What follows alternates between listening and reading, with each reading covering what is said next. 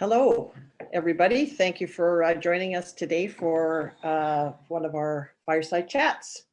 I'm Catherine Holt, the CEO of the Greater Victoria Chamber, and I'm joined today by Ian Tostenson, who's the CEO of the BC Restaurant and Foodservices Association. Welcome, Ian. Thanks.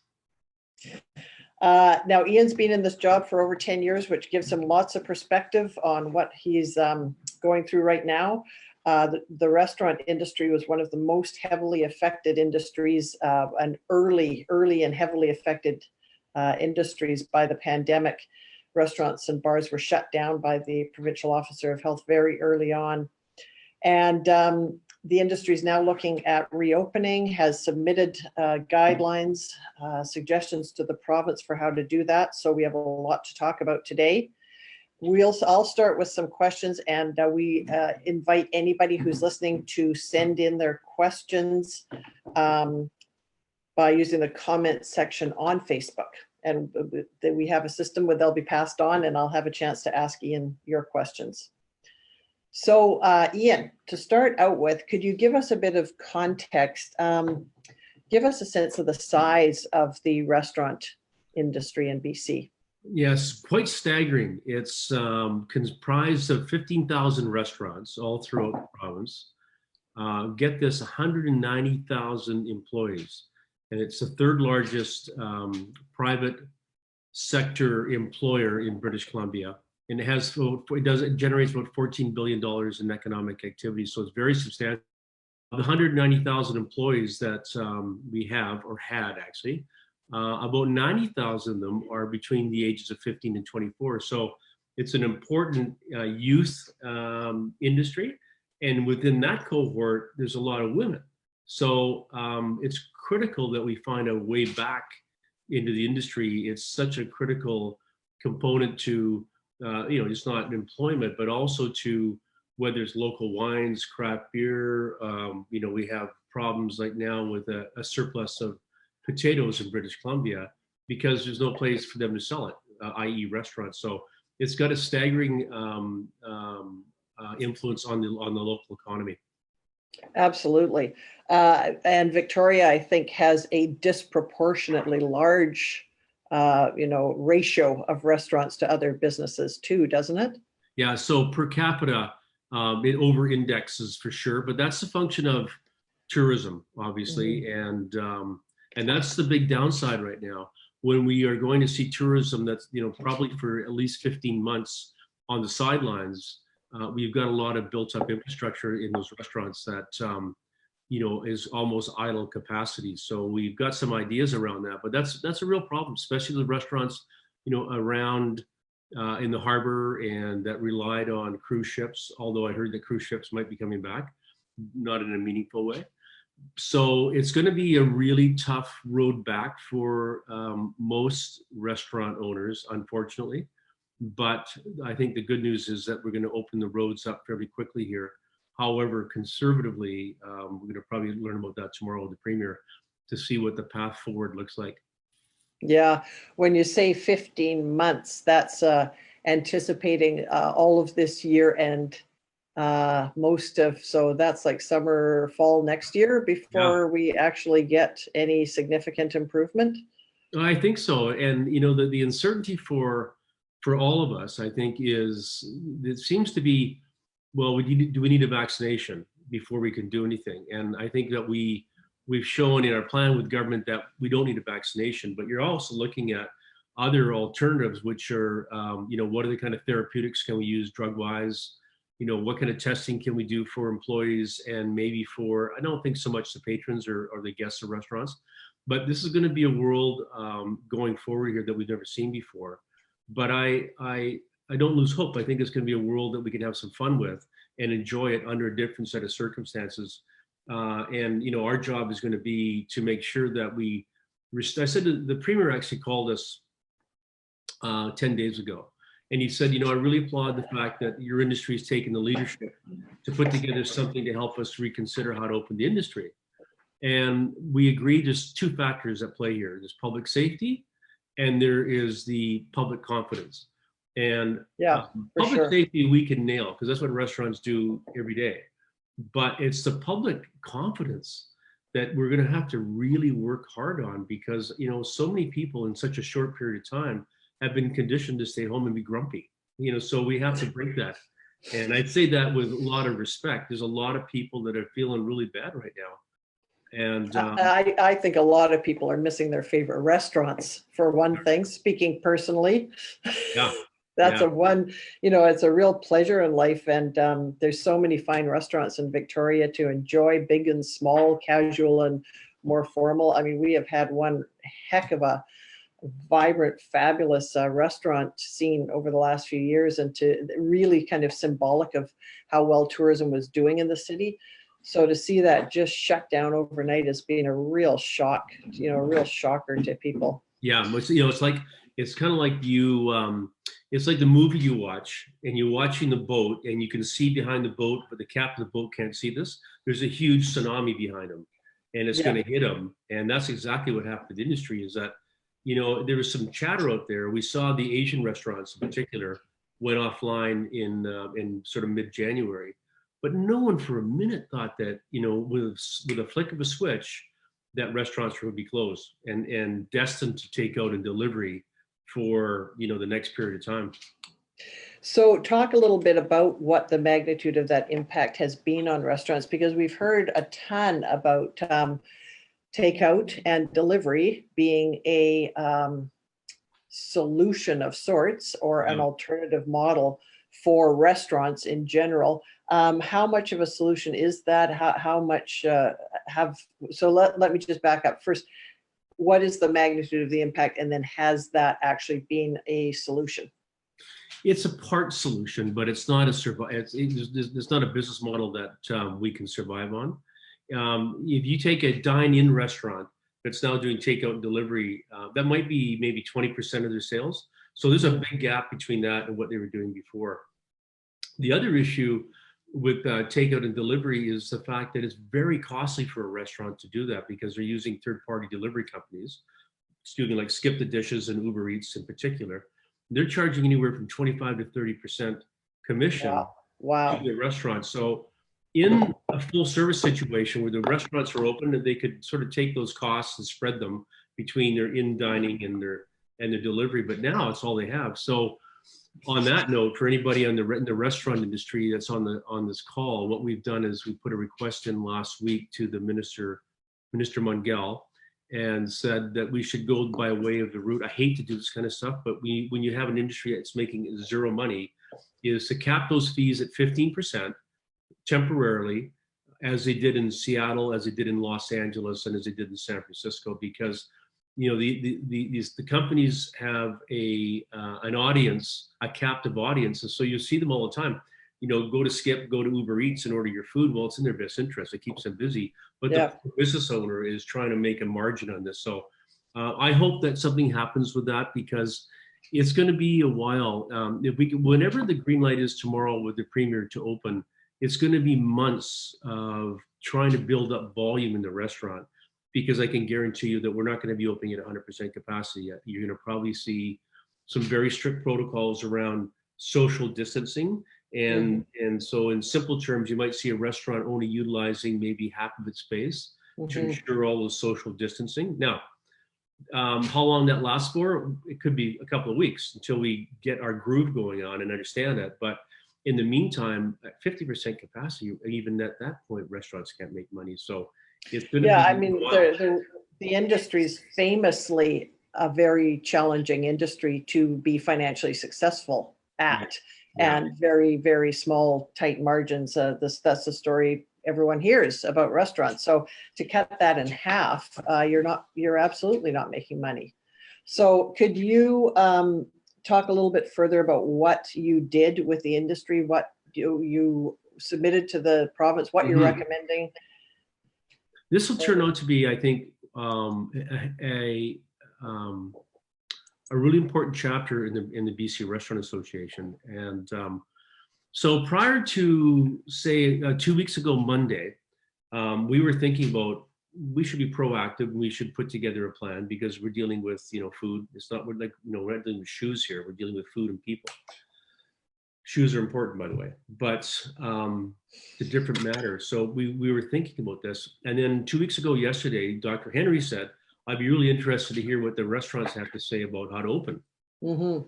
Where's their innovation? What are they thinking? So fortunately, we were able to assemble two things really quickly on the Monday. And anybody that's in an allied or a business group, I would suggest you go through this process because it turned out really well. On the Monday, we did all the research and Tuesday morning as to what best practices we could find within Canada, other restaurant groups that have thought about this. We put together a document. On the Wednesday at 10 a.m., we had our first meeting, which was comprised of over 50 restaurants in British Columbia, representative restaurants. I call them the A-team because these are the brightest, in my opinion, people in the industry that develop some of the greatest brands that there ever have been in the Canadian restaurant industry. And we said, we sent you the research last night, and now we want to start to talk about this in terms of how do we piece this into certain categories. We had made a commitment to government that we'd have this done in 9 days and into the Premier's office by last Thursday, and we did that. And so lesson number one in business, and this one, is if there's a gap, take the leadership. Yes. Especially in a crisis, people need that leadership. And then number two is go fast. Put a lot of pressure on the system and there's a lot of pressure on people, but put that tension on the system because people every day had to come back to another meeting. And there was so much uncertainty, and there still is in our industry, that people really contributed. And so by 2:30 last Thursday, as I said, we sent the report to government. Along the way, the Premier called, and I had never met the Premier. I talked to him, but the call went something like this. It was kind of cool, actually. He goes, "Hey, Ian, this is John Horgan." I almost said, "Yeah, sure, yeah, sure." Mickey Mouse, right? Like, sure. But it was the guy himself, and we talked for about 10 minutes. And the reason I tell you this is that he is such a caring person when it comes to what has to happen in British Columbia. And he really is concerned about the economy and jobs, and he's really concerned about public safety. And he said, I'm going to do everything in my power to get business up. Now, we made it easier for him because of this plan.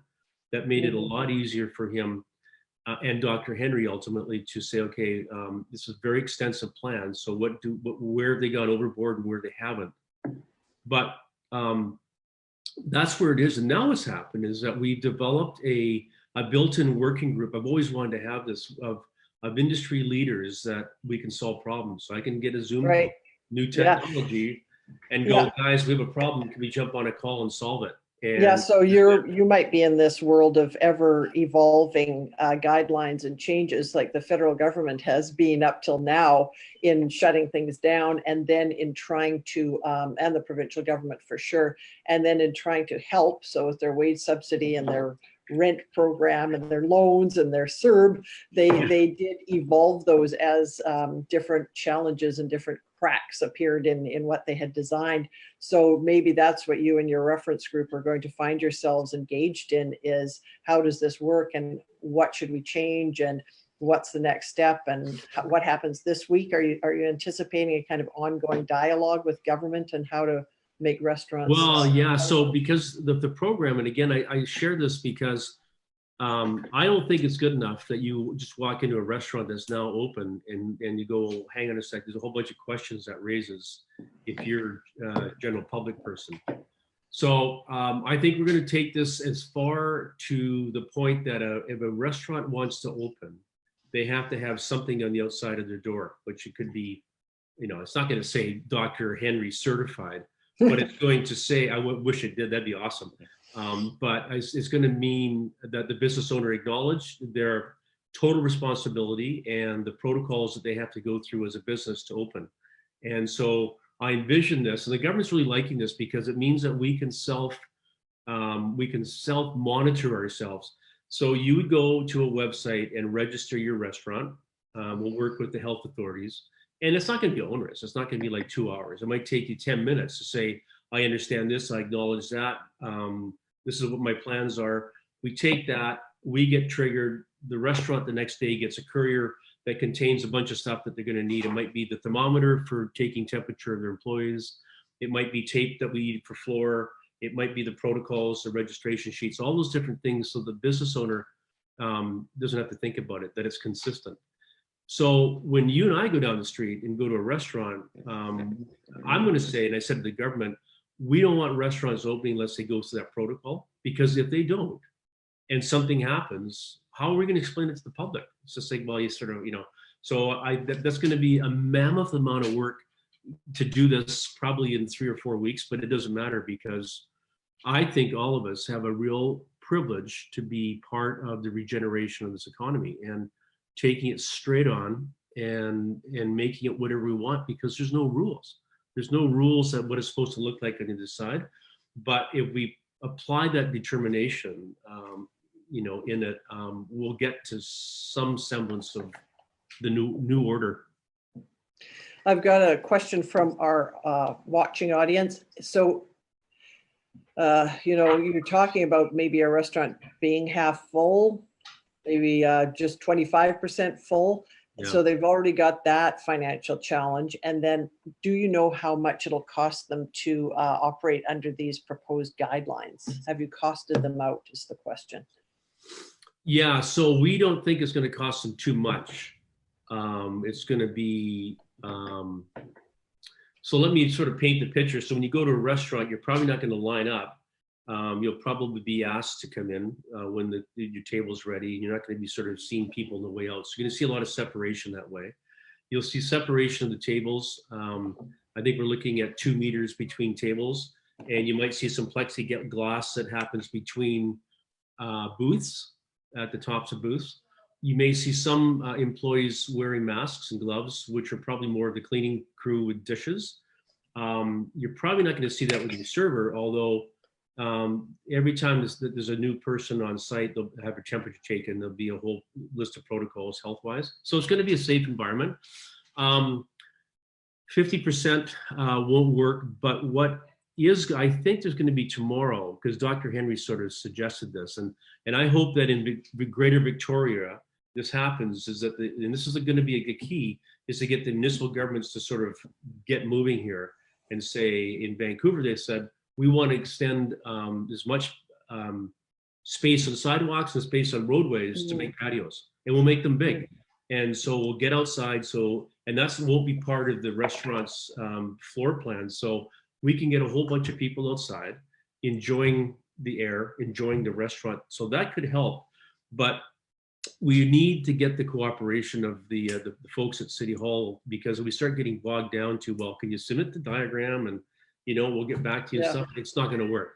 This is a crisis. And so you need to sort of approve it and then follow up in the paperwork at some other point in life, but not there. So patios will be an important part of this. Yeah. And then I think, that makes the whole takeout and delivery side of the business a little bit more palatable in the short term. Yeah. So you said you're hoping the province helps you with that by saying, when they talk about what the guidelines will look like, that they will encourage cities to step up and make things as quick and efficient as possible to add. Yeah. And it's with take, if you notice, if you do delivery, you can actually order alcohol. And we actually phoned the liquor licensing branch on a Friday about 4 weeks ago, and they approved that within 2 days, which is normally take 2 decades to do something like that. Like, oh my God. But they were right on top of it. And that's the kind of action that we need, because it's not a question that they're going to approve things that are irresponsible. It's just a common sense stuff. Places in Europe are opening up their patios like crazy, and just, and it could be a patio that someone said, well, I don't have a patio outside my sidewalk, but it could be the patio that's taken away from part of the roadway. Yeah. You just earmark the roadway. So that's going to help a little bit in the short term. And maybe the long term, maybe it'll transform our cities and how they use sidewalk and road space for other purposes in certain locations. You never know what is going to stick in this new reinventing of the world. Well, that's right. I do have another question from our audience. It says, in New York, they are using stickers that identify they're 100% compliant with the health authority. You did say you didn't want to, Dr. Bonnie says it's okay, but that sounds like that's what New York is doing. Is that possible here? Yeah. so that there's But more of an official, stamp of yeah, and approval. I think it's going to be not so much the because if we try to audit every restaurant to get to that level, I think we're not going to open ever. But I think if we say we agree with the authorities, with the government, with the health departments throughout British Columbia, this is the standard.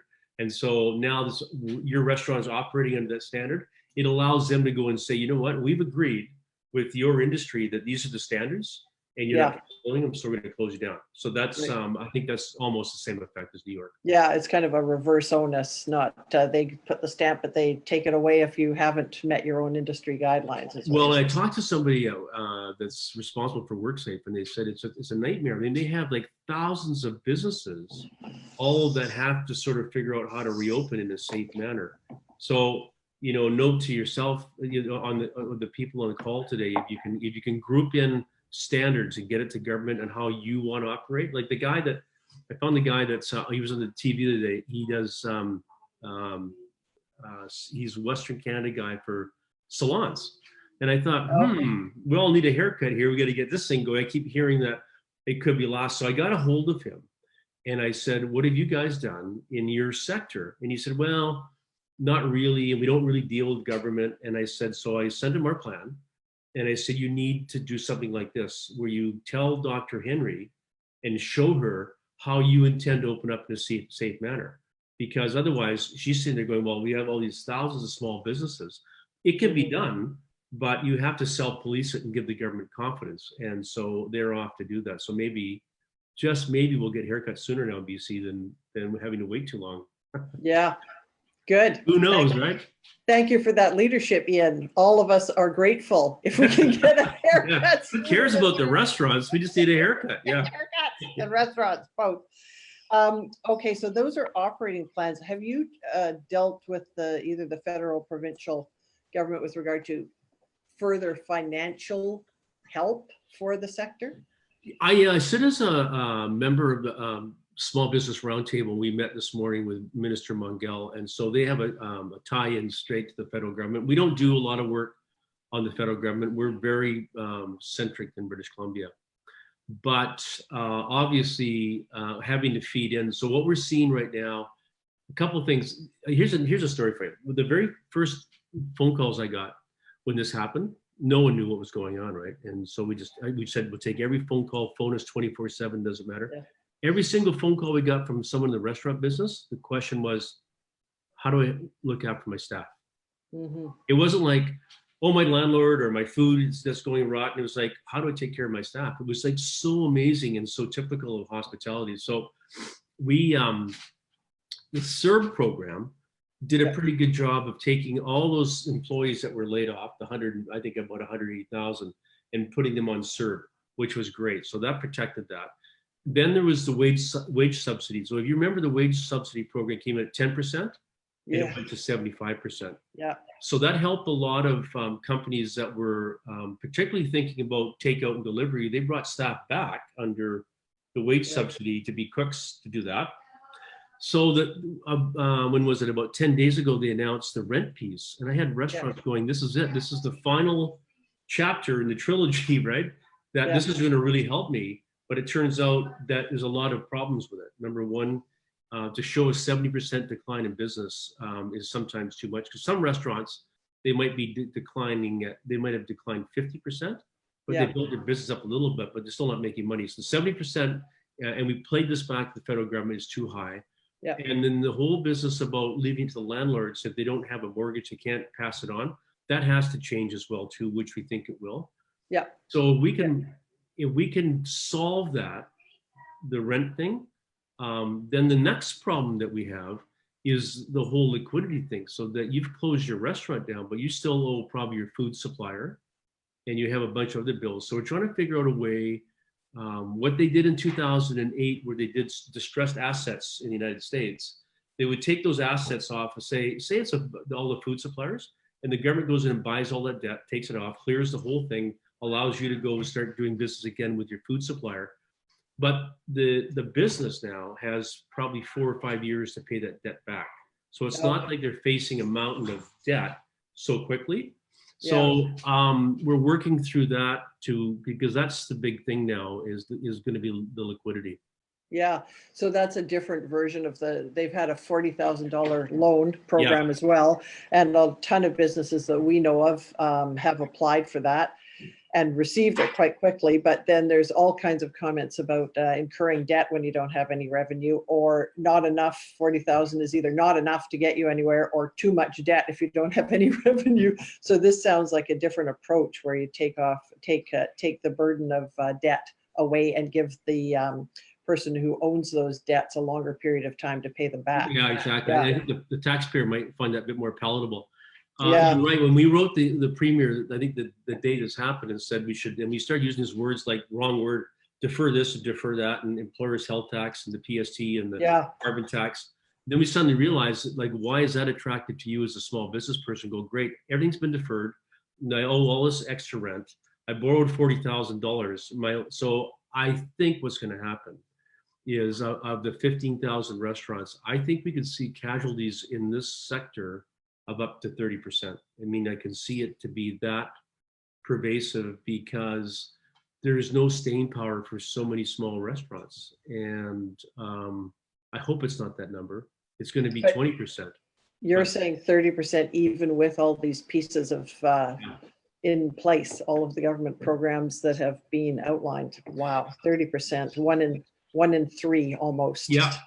Some research board, initial research was 10%, and then Restaurants Canada, which does stuff on the federal level, came out with a survey that said 1 out of every 2. Oh my goodness. But the Jock Finlayson, who's the economist in British Columbia, he said BC Business Council.